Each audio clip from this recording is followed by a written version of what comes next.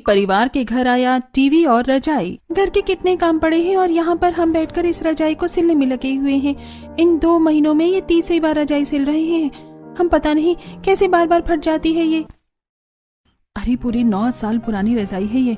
इसको इतना इस्तेमाल कर लिया है ना कि बेचारी की आत्मा बाहर आ गई है, लेकिन अब भी हम इसे सिलने में लगे हुए हैं।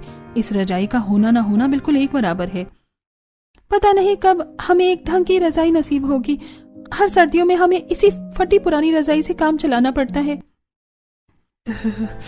अरे बातें बाद में कर लेना, पहले जल्दी से रजाई सिल दो। ठंड के मारे मेरी कपकपी छूटी जा रही है। अरे ठंड से पूरा शरीर कांप उठा है। इसे ओढ़कर थोड़ी राहत तो मिले। ऊपर से आज तो धूप भी नहीं निकली है, वरना पहले कम से कम हम धूप में तो जाकर बैठ जाते थे। धूप से याद आया, दोनों बच्चे कहाँ हैं? 2 घंटे से दिखे नहीं है मुझे। होंगे यहीं कहीं बाहर। कितनी बार मना किया है इन्हें कि ठंड में बाहर मत निकला करो, लेकिन इनके पैर टिकते कहाँ हैं? वो देख प्रीति, वो मेरा फेवरेट कार्टून चल रहा है। पता है इसमें जो सुपर हीरो है ना, इसके पास बहुत ताकत है। बस थोड़ी देर रुक जाओ, फिर अभी मेरा भी फेवरेट कार्टून आने वाला है। उसमें बहुत सुंदर प्रिंसेस है। केतन और प्रीति दोनों भाई बहन पड़ोस में ही बने एक घर के बाहर खड़े होकर उसकी खिड़की से अंदर टीवी पर चल रहे कार्टून को देख रहे होते हैं कि तभी उस घर की मालकिन श्रुति की नजर जब अपनी खिड़की पर जाती है तो हे भगवान, इन पड़ोसियों के बच्चे कैसे हमारे घर के अंदर ताक झाक कर रहे हैं, कैसे खड़े होकर आराम से टीवी देख रहे हैं। अभी बताती हूँ इन्हें। श्रुति गुस्से में उठती है और खिड़की बंद कर लेती है। ये देखकर दोनों बच्चे काफी उदास हो जाते हैं। आंटी ने खिड़की क्यों बंद कर दी? हम तो उन्हें परेशान भी नहीं कर रहे थे, बस बाहर से ही तो टीवी देख रहे थे। मेरा तो फेवरेट कार्टून भी आने वाला था। पता है केतन, हमारे सभी दोस्तों के घरों में टीवी है, लेकिन एक हमारे ही घर में टीवी नहीं है। मुझे भी टीवी देखना है। अब दोनों बच्चे उदासी भरा चेहरा लेकर घर आ जाते हैं, जिसे देखकर उनकी माँ, अरे बच्चों क्या हुआ तुम्हें? अभी तो तुम बाहर इतने खुशी खुशी गए थे और अब इतना उदास होकर आ रहे हो।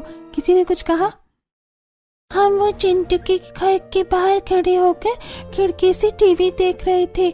मेरा तो फेवरेट कार्टून भी आने वाला था, लेकिन फिर चिंटू की मम्मी ने खिड़की बंद कर दी। हम कब तक ऐसे दूसरों के घरों में जाकर टीवी देखेंगे? हमारे घर में टीवी क्यों नहीं आता? सबके घरों में टीवी है, हमें अपने घर में भी टीवी चाहिए। बच्चों, टीवी अच्छी चीज नहीं होती है। इसे देखकर बच्चे पढ़ाई नहीं करते, लेकिन तुम दोनों तो पढ़ लिख कर बड़ा आदमी बनना है ना। भाभी कब तक बच्चों का मन मारती रहोगी?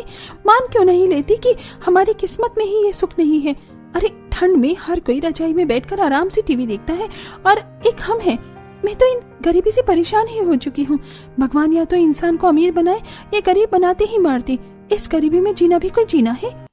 नीलम की ऐसी बातें सुनकर सोनम और मेघा को भी काफी बुरा लगता है और अब ऐसे ही शाम हो जाती है।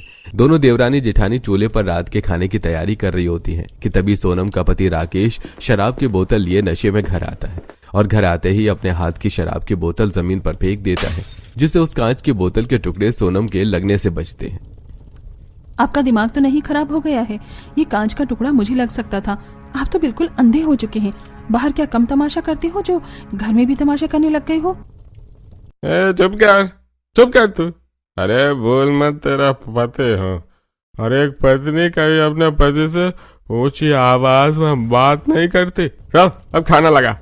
इस घर में खाना इंसानों के लिए है, तुम जैसे जानवरों के लिए नहीं।